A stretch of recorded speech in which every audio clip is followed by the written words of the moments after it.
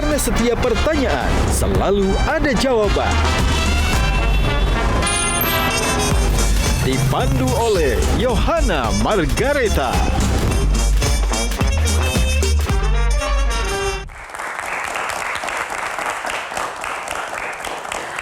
Selamat malam pemirsa, jumpa lagi. Saya Yohana Margareta, senang sekali bisa kembali menemani Anda dalam program Q&A Metro TV. Karena setiap pertanyaan selalu ada jawaban. Tepuk tangannya mana teman-teman? Nah, malam ini kita kedatangan sosok yang tidak hanya dikenal sebagai pejabat publik, ia dikenal vokal, ia dikenal tak gentar beradu argumen, dan ia adalah representasi dari generasi politisi yang bergerak cepat mengikuti ritme perubahan zaman. Namun, di balik setiap pernyataan kerasnya, ia juga berupaya memperkuat akses pasar dan rantai pasok produk UMKM. Dari langkah-langkah strategis hingga cerita personal di balik perjalanannya, kita akan mengupas sisi lain dari seorang pemimpin yang kini dipercaya mengemban amanah sebagai Menteri UMKM Republik Indonesia. Bersama saya, langsung saja kita sambut My Minister, My Man, Maman Abdurrahman. Tepuk tangan, kita sambut Bang Maman, tepuk tangan yang paling meriah lagi. Halo, Mbak. My Minister, My Man Abdurrahman, silakan. Ya, Mbak. Bos. Oke, jangan duduk dulu. Oh, ada oke. syaratnya sebelum duduk. Oke. Harus menjawab pertanyaan dari saya, akan menyebutkan beberapa kata kunci yang harus dijawab dengan cepat dengan top of mind. Ketika mendengarkan kata-kata ini, langsung cepat ya. Kalau gue langsung jawab pokoknya ada boleh nggak? Jangan dong, nanti saya telepon ya. Pokoknya ada. Oke, baik. Yang pertama, scores. Bola. Korupsi, Mengerikan. AI, Keren. anggota DPR atau menteri, Dua-duanya. biliar, Oh itu pasti. Itu yang pertama tuh. UMKM, Resilient. Balil. Ketua umum gue. Tepuk tangan. Silakan. Kenapa? Ada masalah dengan kata-kata tadi? Enggak, yang pas menteri dan anggota DPR tuh. Gue enggak. Oh, nanti kita, ini panelis nanti kita kulik-kulik ya. Nah, selain bintang tamu yang spesial pada malam hari ini, ada panelis kita, Kang Maman, yang sama-sama Maman juga. Ada Sherly Anavita, ada Mas Adi. Dan ada teman-teman mahasiswa dari Jakarta. Terima kasih teman-teman. Nah, ini menarik karena waktu jadi legislatif itu kan biasa mengawasi. Nah, sekarang menjadi posisi yang diawasi. Bagaimana sih rasanya pindah meja menjadi orang yang sekarang tuh diawasi bahkan dikritik begitu? Pertama, bagi saya ya, proses check and balance, proses kritik itu wajib. Itu adalah bagian dari sebuah proses untuk selalu menjaga diri kita itu agar selalu awas.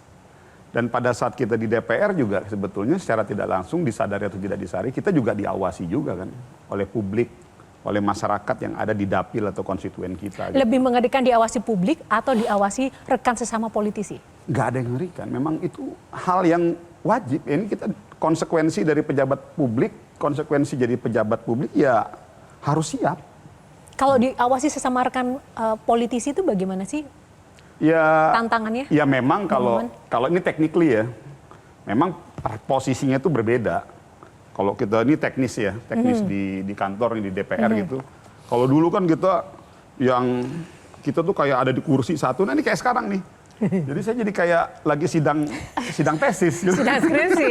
Kembali ke pertanyaan yang di awal tadi sebelum duduk, lebih nyaman jadi menteri, anggota dewan atau politisi? Saya kan dibesarkan dari dunia aktivis ya. Ini zaman-zaman kita hampir satu angkatan sama Mas Adi nih. Adi Prai, beliau di UIN, saya di Trisakti. Menjadi menteri itu sebetulnya kalau dalam perspektif, dalam pendekatan karir politik kita sebagai aktivis gitu ya. Ini kan proses pencapaian kepercayaan yang diberikan sama kita. Jadi sebetulnya tantangannya berbeda tuh antara kita sebagai menteri dengan sebagai anggota DPR gitu. Lebih berat yang mana? Saya harus bilang menteri. Kenapa, Bang Maman? Karena kita langsung nunjuk publik, langsung nunjuk ke kita kan sendiri. Misalnya hari ini saya orang yang paling ditanya, paling dicari terkait maju tidaknya UMKM. Terkait misalnya kalau ada isu mengenai usaha mikro, kecil, menengah, ya orang akan nunjuk Nya ke saya. Ada nggak case yang paling menantang, yang terberat, yang pernah dihadapi selama menjabat menjadi menteri? Kalau dari sisi pekerjaan, saya jalan aja lah ya. Artinya kita terus berusaha, bergerak, bekerja, do the best. Dan saya kan dari dulu selalu berpikir, pokok apapun yang saya lakukan, saya harus meninggalkan legacy positif. Itu kok dalam konteks kerjaan. Cuman yang saya sempat agak terganggu tuh pada saat isu yang ter-Eropa itu tuh. Yang ada surat untuk hak dilayani KBRI. Itu Kenapa? fakta keseharian saya, itu sama sekali saya bukan tipe yang kayak begitu. Makanya pada saat ada kejadian itu, saya agak terganggu aspek moral dan nurani saya. Karena memang selama 2 periode saya di DPR, saya hampir tidak pernah menggunakan fasilitas-fasilitas kayak begitu. Dan yang kedua, ini terkait saya sebagai kepala rumah tangga. Dan yang terjadi itu kan betul-betul tidak sesuai dengan fakta yang ada itu. Jadi makanya saya jawab opini publik atau isu itu dengan saya datang ke KPK. Tapi itu paling membekas sepertinya. Membekas banget. Paling membekas. Karena memang faktanya nggak ada. Menjadi pejabat publik dan saya harus sampaikan dan saya harus buktikan bahwa di saat kita diberikan kesempatan ini kita juga harus bisa menorehkan tinta positif. Apa yang sama ketika jadi aktivis sampai sekarang jadi pejabat yang masih dijaga dan tidak tergoyahkan? Nilai apa? Nilai moral. Dari zaman dulu saya belum jadi menteri, saya belum jadi anggota DPR, saya tuh punya kebiasaan habit yang nggak bisa saya selalu makan di pinggir jalan.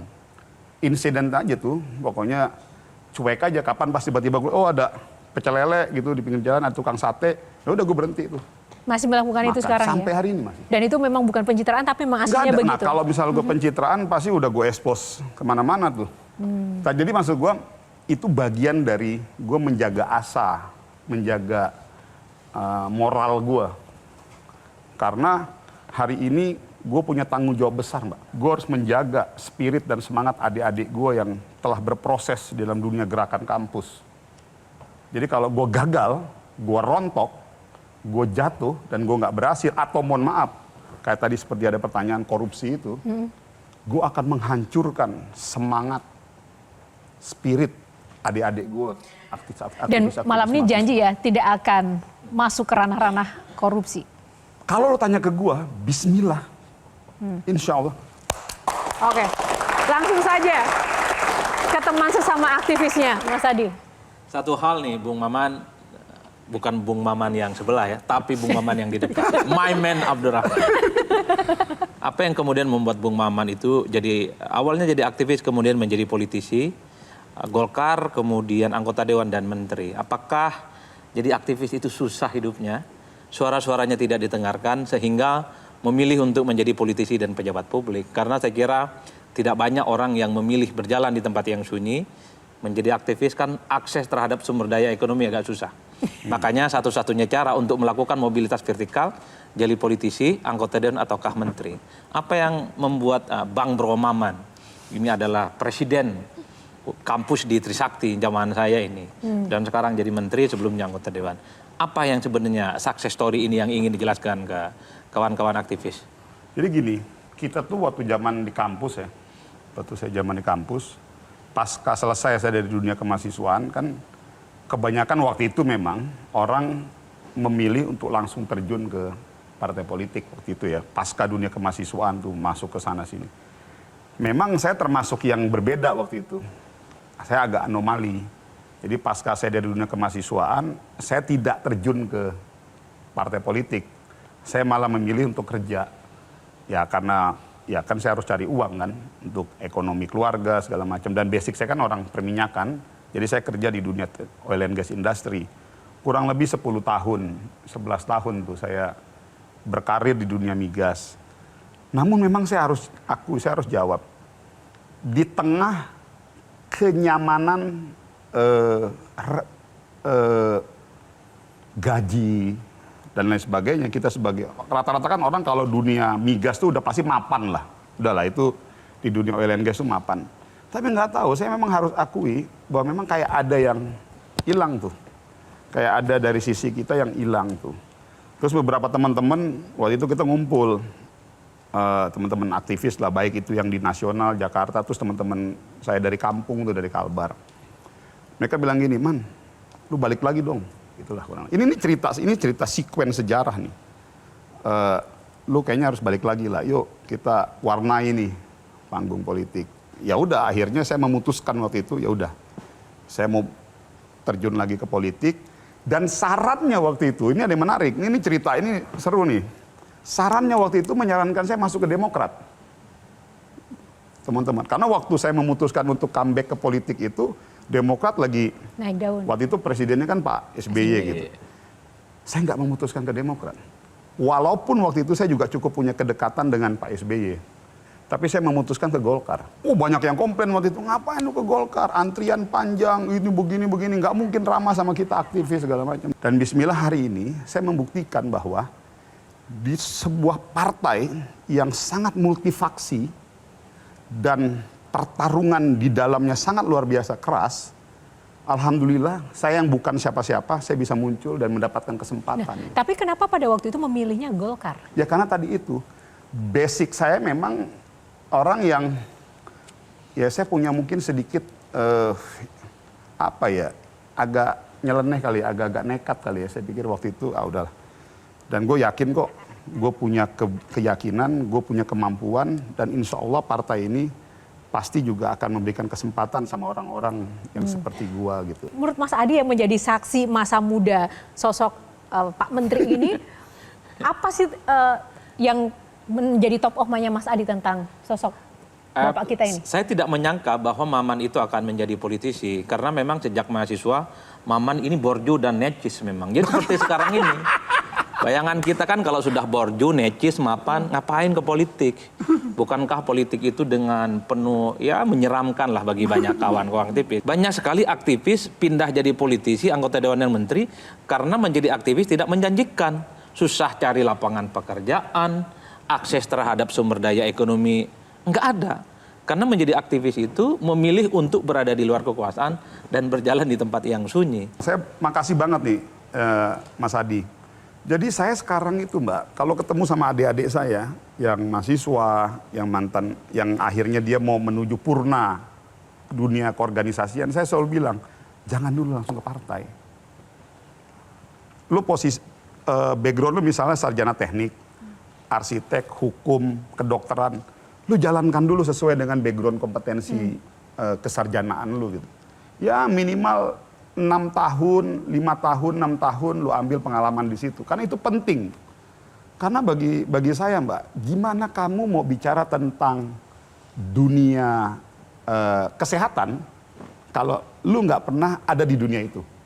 Gimana lu mau bicara tentang dunia usaha seperti saya sekarang ini kalau lu nggak pernah masuk ke dunia usaha itu? Gimana kamu mau mengatakan bahwa ruangan ini terang kalau kamu belum pernah pergi ke tempat gelap? Oke. Yang sebenarnya lebih mengerikan itu bukan, kalau saya ya, bukan korupsi. Karena saya tahu Mbak, beratnya menjadi di posisi ini, godaan, kanan kiri, segala macam. Yang paling menggoda apa sih?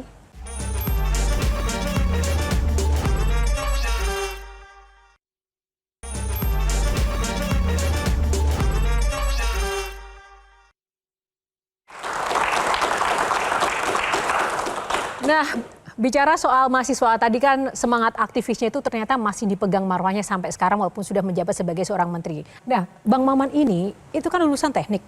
Bagaimana logika engineering ini bisa kemudian diimplementasikan dalam konteks menjabat sebagai menteri UMKM dan usaha? Itu bagaimana konektivitasnya? Ya artinya memang berpikir sistematis dan prudent serta objektif. Saya mulai dari satu narasi. Jadi ada Sun Tzu tuh pernah bilang begini, kenali dirimu, kenali lawanmu, kenali medanmu, maka 1000 pertempuran akan kau menangkan. Sering sekali kita para engineer ya, yang kita berpikirkan cenderung eksakta tuh, secara rasional dan hitung-hitungan. Sisi positifnya yang saya dapatkan Mbak hari ini, kita harus bisa memetakan dulu masa itu secara objektif. Jadi kalau misalnya saya mengidentifikasi sebuah masalah. Ini masalah A. Contoh UMKM kita. Selama ini orang mengatakan bahwa problem UMKM itu masalah pembiayaan katanya. Yang kedua orang banyak bilang lagi, oh problem UMKM itu karena masalah sumber daya manusia gitu. Per hari ini saya harus bilang bahwa problem fundamental UMKM kita itu adalah pasar. Tahun 2025 kemarin, alokasi pembiayaan untuk sektor mikro, kecil, dan menengah itu kurang lebih sekitar 1.800 triliun. Jadi kalau dilihat dari tren grafik, Mbak, itu udah luar biasa meningkat. Tapi pertanyaannya, kenapa kok nggak bisa membuat UMKM kita tumbuh pesat sih? Problemnya ternyata, Mbak, pasar. Contoh, kita bantu si UMKM A dengan akses modal. Oke, mereka dapat modal 100 juta untuk usaha. Yang kedua, kita bantu lagi pelatihan buat mereka.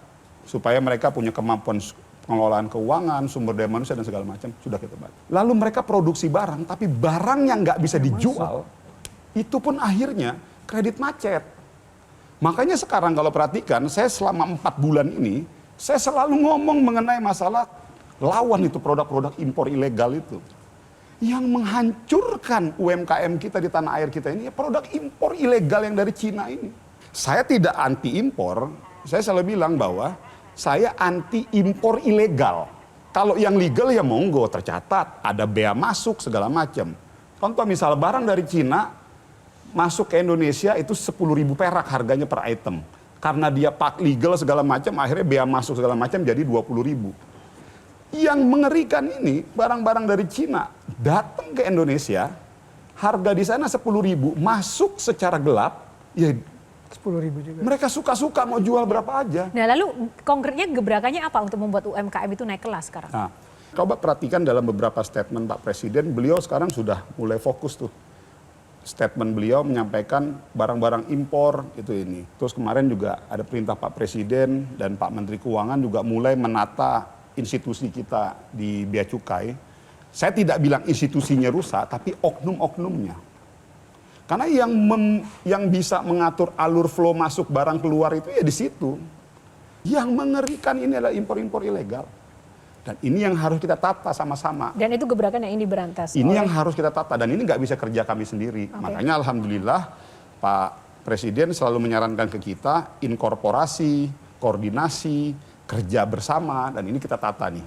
Itu tadi kembali pada pertanyaan awal ya, implementasi dari latar belakang sebagai ya mungkin karena itu, teknik karena dan logika sistematis. saya dulu sarjana teknik itu ya. Saya tuh dulu PI, Mbak, petroleum engineer. Petroleum engineer itu berbeda dengan civil engineer.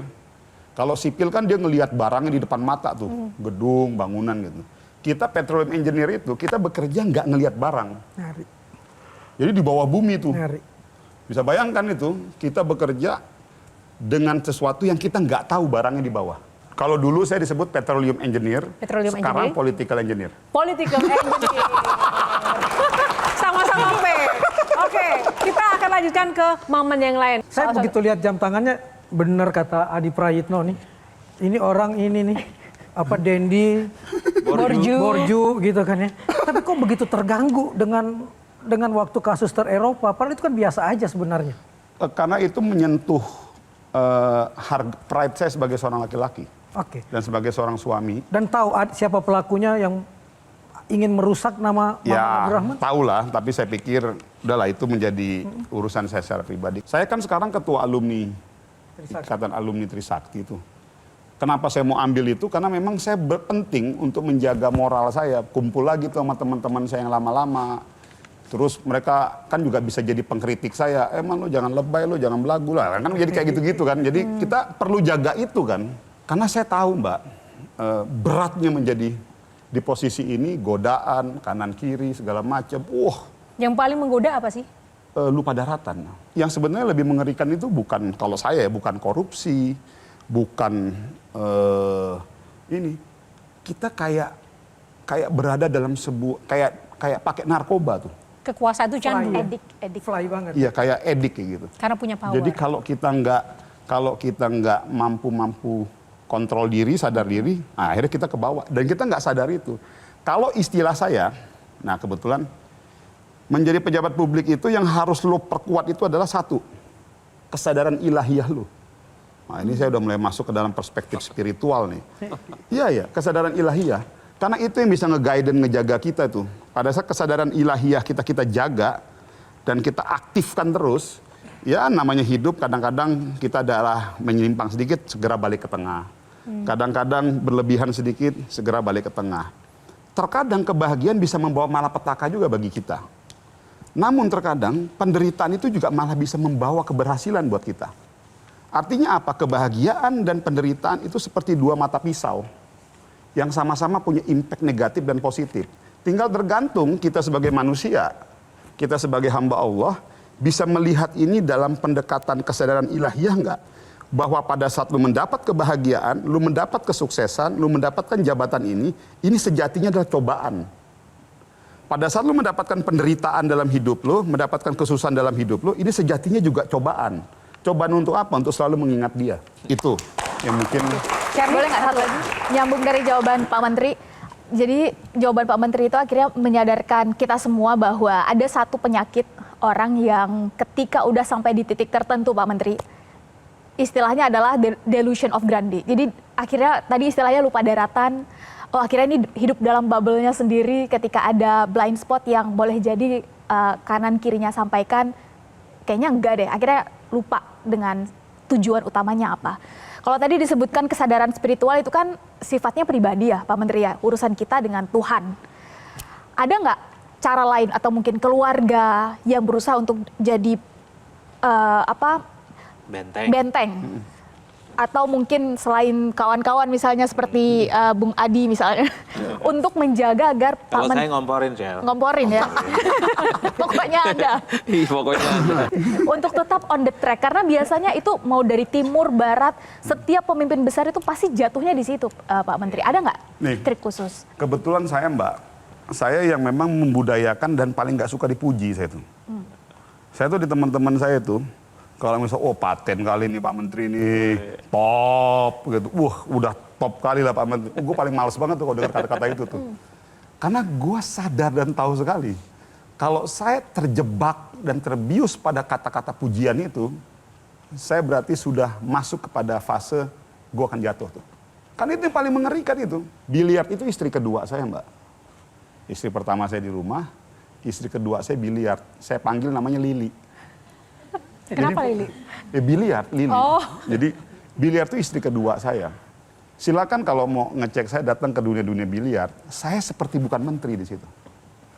Saya menjadi maman aja, menjadi diri saya sendiri yang kalau ketemu, Pak Maman, gini. Teman-teman lama saya kumpulin dan saya ada bikin klub biliar lah gitu, maksudnya kita bina atlet-atlet kayak gitu.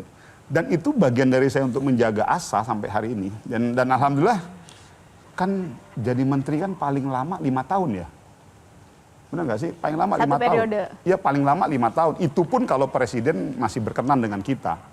Tapi kehidupan kita di luar menteri itu yang menurut saya lebih panjang tuh daripada cuma sekedar jabatan menteri. Bagaimanapun juga ketika menjadi pejabat, ya kita sudah tahu pejabat memiliki sebuah image yang harus dijaga, jaim begitu. Nah, kehidupan di balik layar itulah yang sebenarnya sangat berpengaruh untuk mempengaruhi teman-teman anak muda zaman sekarang begitu. Nah, itu bagaimana menjaganya dan relate dengan pekerjaan sebagai menteri juga. Ya walaupun mungkin sudah borju, tapi ternyata juga masih punya dinamika yang belum selesai dan masih ingin terus dilanjutkan. Bagaimana tetap menjaga jiwa muda sampai sekarang? Saya harus luruskan dulu nih. Itu sesuai dengan quotes-nya Mas Adi Jadi terakhirnya gini, ya. nah itu Mbak, memang kelebihannya kita anak-anak Trisakti. Jadi anak Trisakti itu memang kita punya kelebihan sebagai marketing tuh. Makanya coba perhatiin deh, rata-rata aktivis-aktivis Trisakti, walaupun tetap demo sana-sini, tapi kalau style itu masih ya oke lah, penampilan tuh enggak ini. Jadi akhirnya orang menganggap kita tuh borju gitu, padahal enggak. Jadi saya harus cerita nih, sedikit ini mumpung di forum ini ya. Saya tuh hidup dari bayi, dari kecil itu dengan ibu saya aja.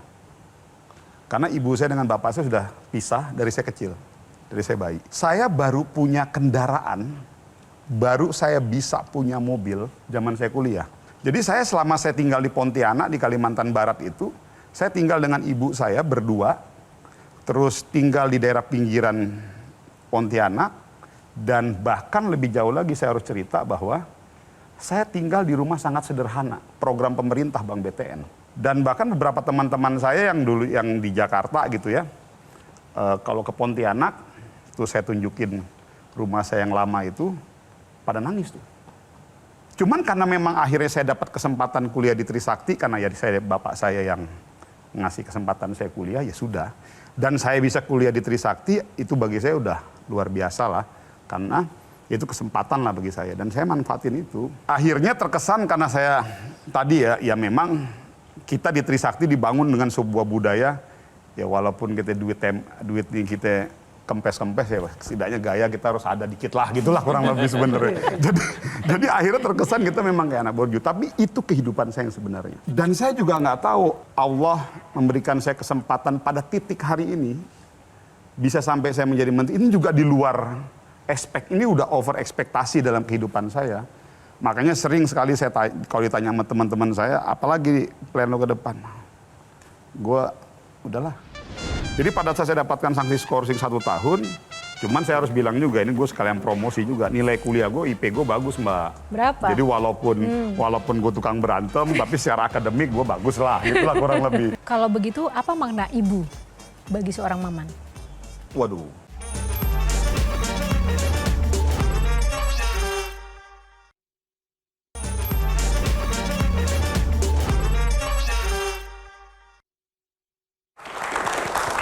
Kembali di Q&A, dari tadi yang sangat menyita perhatian saya adalah ketika bicara soal kampus, bicara soal kehidupan di Trisakti, sorot mata Pak Menteri ini langsung berbinar-binar. Semangatnya tuh beda, jiwa aktivisnya seolah menyala kembali.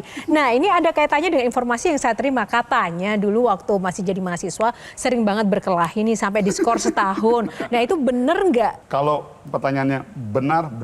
Benar. Saya itu ya tadi mungkin karena latar belakang masalah keluarga, kan macam-macam tuh, kumpul. Artinya kehidupan tadi yang Pak Menteri sampaikan ketika hanya dengan ibu, dengan situasi yang sangat sederhana itu, apakah membentuk karakter menjadi keras atau bagaimana? Ya akhirnya, ya itu tadi saya bilang.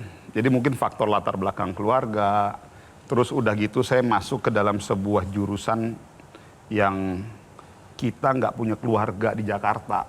Jadi rata-rata kan anak-anak kampung-kampung tuh. Kalau kami itu yang kuliah di jurusan teknik perminyakan, pertambangan, geologi itu rata-rata kan anak-anak daerah.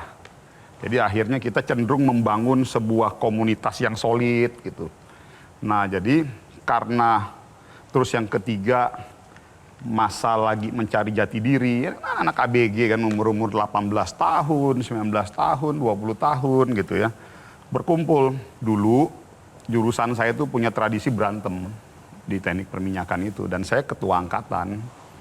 Jadi akhirnya suatu ketika ada peristiwa besar, keributan yang sangat besar di Trisakti, akhirnya menyebabkan kerusakan gedung, terbawa pada itu keributan besar. Kalau teman-teman lihat di berita itu tahun 2002 kalau nggak salah itu.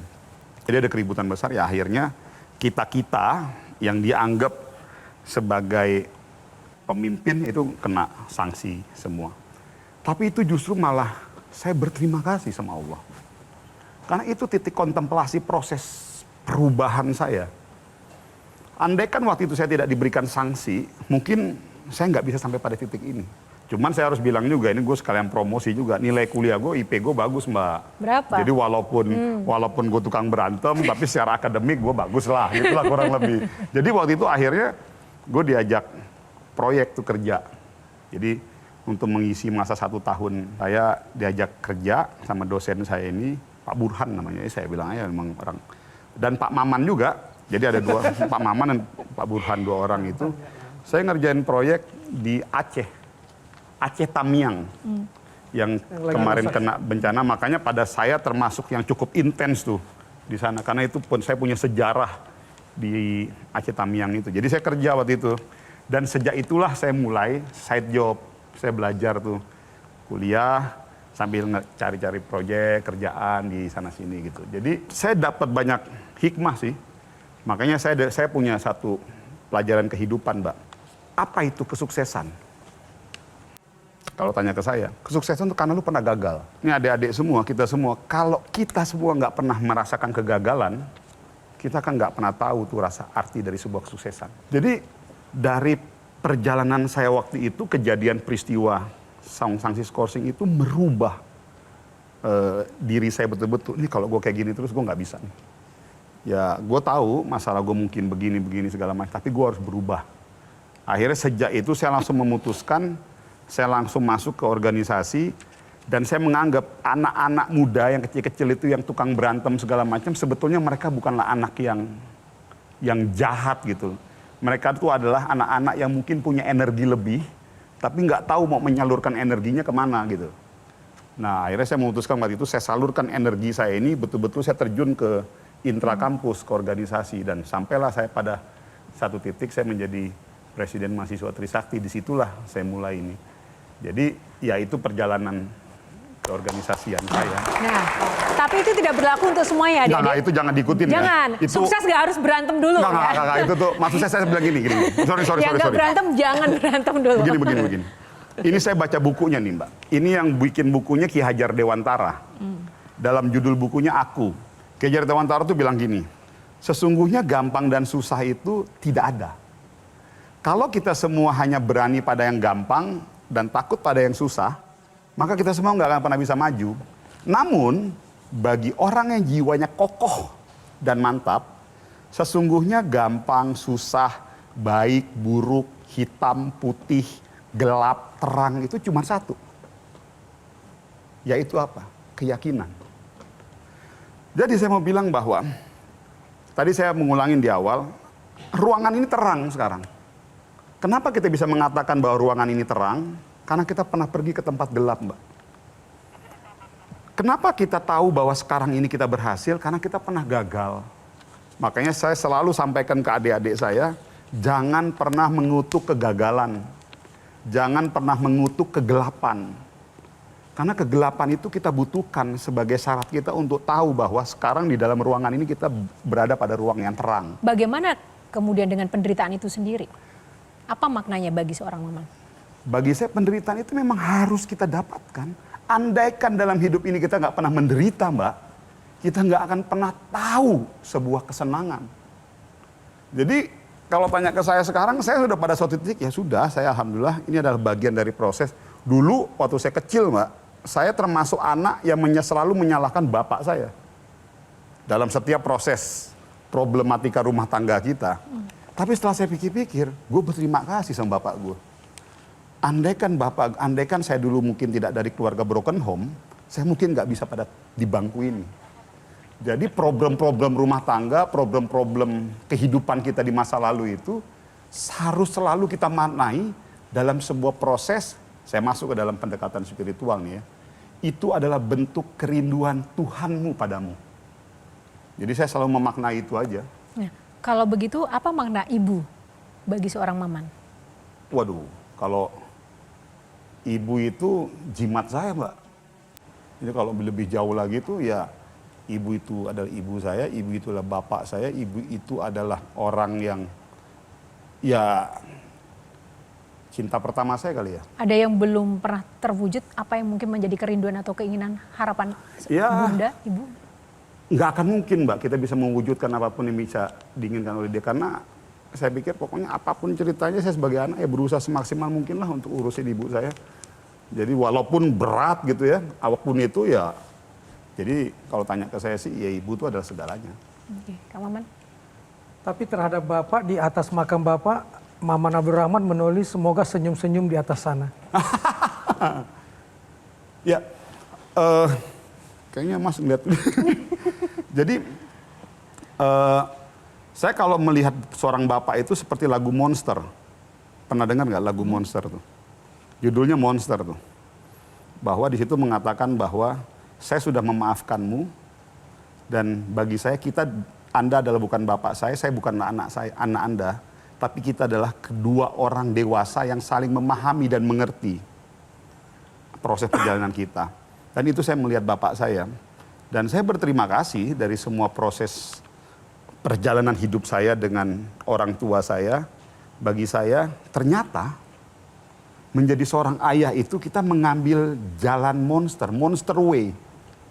Karena sometimes sebagai seorang bapak kita tidak membutuhkan senyuman atau pujian anak kita. Tapi yang kita butuhkan adalah anak kita itu menjadi kuat dari kita. Karena kan, jadi kalau bapak itu bagi saya itu mengajarkan tentang kekuatan. Tentang kekuatan untuk menghadapi kehidupan ini. Tapi kan nggak mau anaknya Maman Abdurrahman seperti yang dialami Maman Abdurrahman terhadap Abdurrahman bin Mido ini kan? Enggak. Saya yakin, saya punya keyakinan dan sampai sekarang, bapak saya juga punya sebuah rasa ingin yang jauh lebih besar untuk saya sukses, untuk saya menjadi anak yang kuat dengan segala problem dan situasi kita di rumah tangga. Dan saya selalu percaya, Mbak, siapapun ya, ini buat anak-anak di Indonesia, dan kalian-kalian yang dari keluarga broken home, ingat, perceraian orang tua itu bukan berarti dia bercerai dengan Anda sebagai seorang anak. Perceraian orang tua itu kan bahwa itu hubungan antara dia dengan bapak kita, dia dengan ibu kita.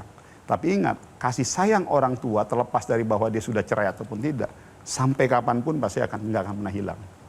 Dan itu yang saya belajar. Akhirnya saya menemukan itu, bahwa bapak saya dengan segala kelemahan dan kelebihannya, dia adalah seorang pria yang baik yang membuat saya menjadi kuat seperti itu. Juga ada sisi gombalnya. Kalimat, micin apa yang manis dan indah, micintaimu apa adanya. Dan saya dapat jodoh saya, istri saya ini di AMPI.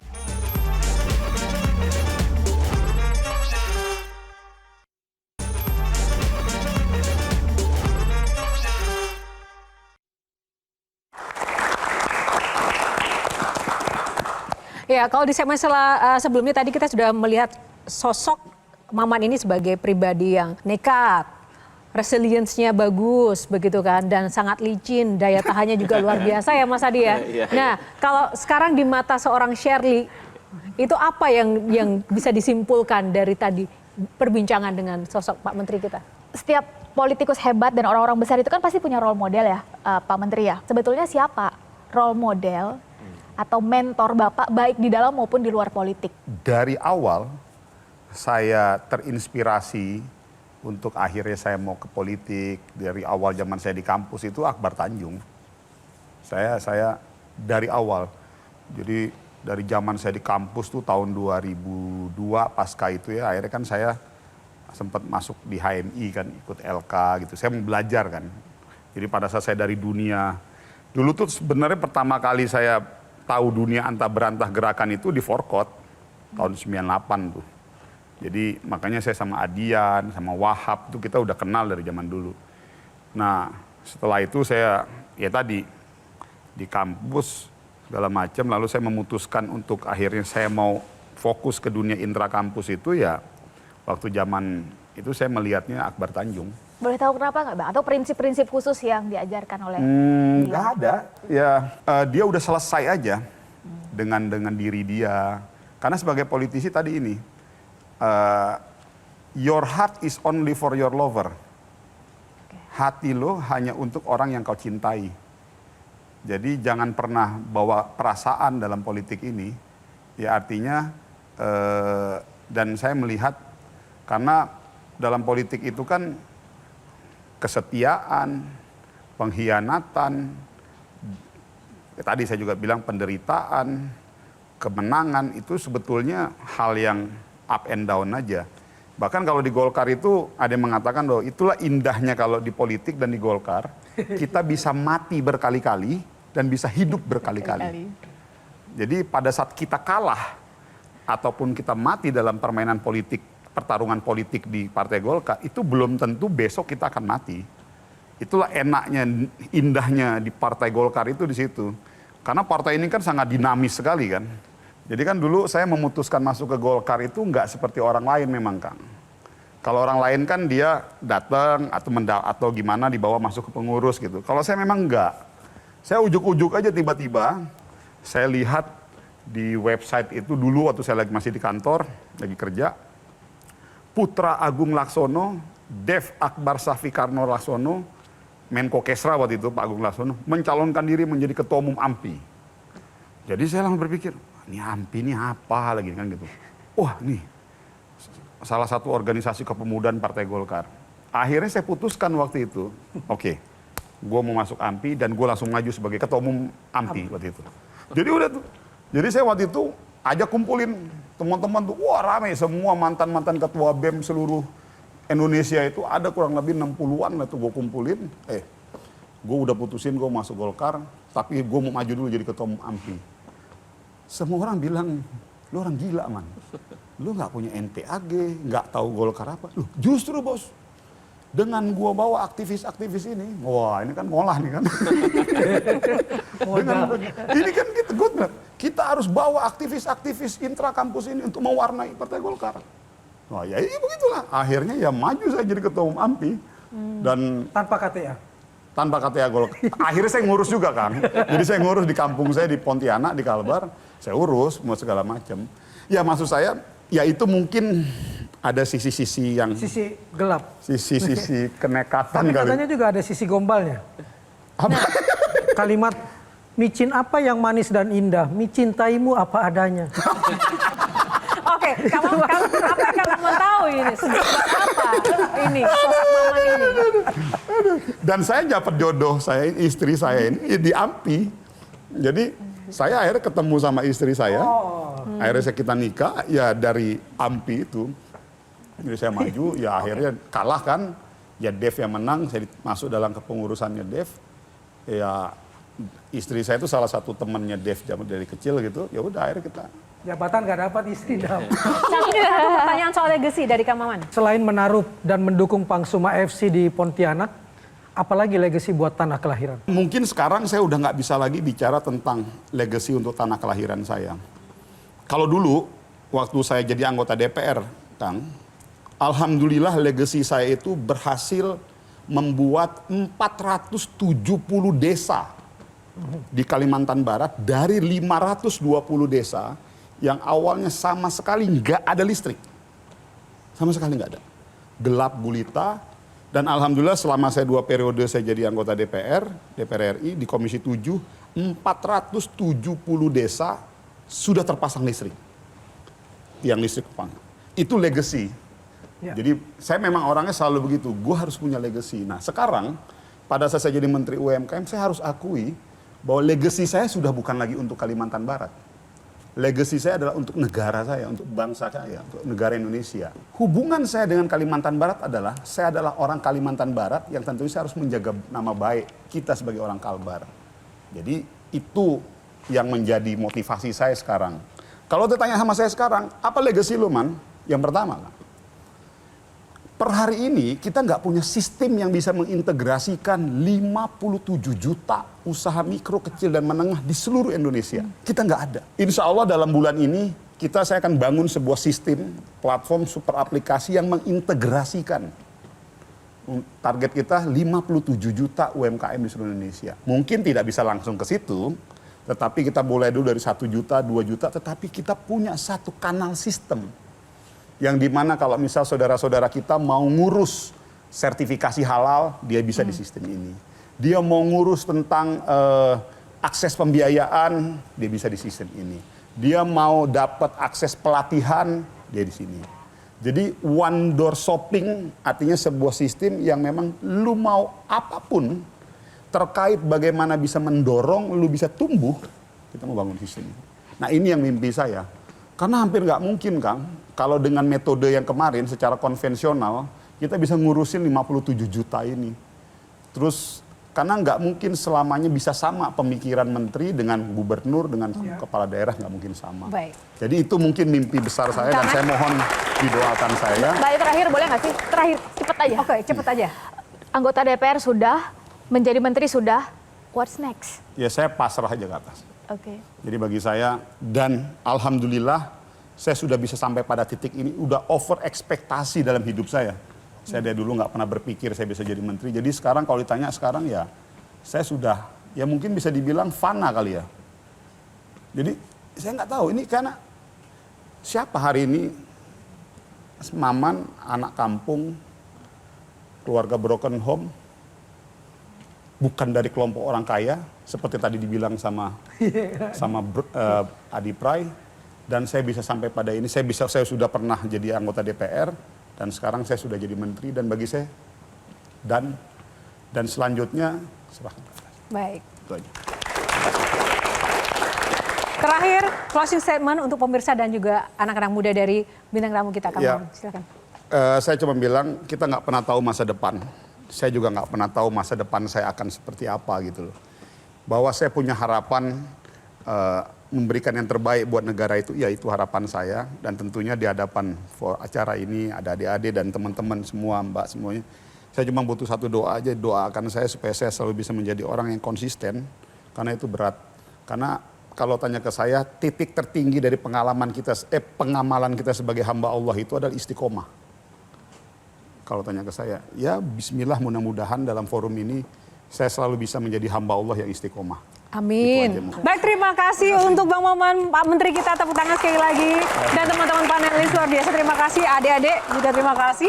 Dan tak lupa terima kasih juga untuk Anda pemirsa yang sudah menyaksikan Q&A episode kali ini. Semoga juga dapat memberikan inspirasi dan juga menambah pengetahuan baru bagi Anda yang menyaksikan. Atas nama kru yang bertugas, saya Yohana Margareta harus pamit undur diri.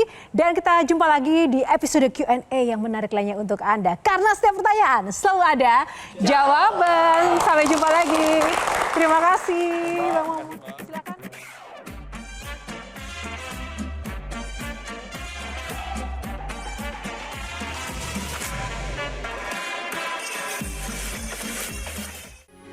Metro TV. Jelajahi cara baru mendapatkan informasi. Download Metro TV Extend sekarang.